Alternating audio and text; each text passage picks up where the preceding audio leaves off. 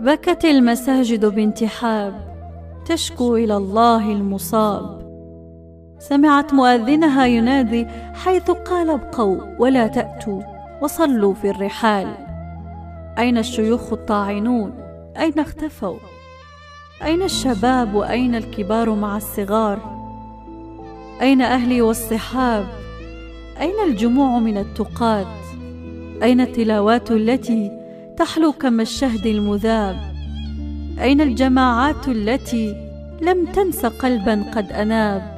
أين الدموع تحدرت من خاشع خوف الحساب؟ أين الدروس ونورها في فهم آيات الكتاب؟ أين الجمع؟ أين الخطب؟ أين الإمام؟ أين السؤال مع الجواب؟ أين الدعاء مضى ليفتح للإجابة ألف باب؟ الفجر جاء ولا أحد أشكو إلى الله الصمد. الظهر جاء ولا حضور فوضت لله الأمور. العصر جاء وليته ما قد أتى. يا رب هذا الصمت إلى متى؟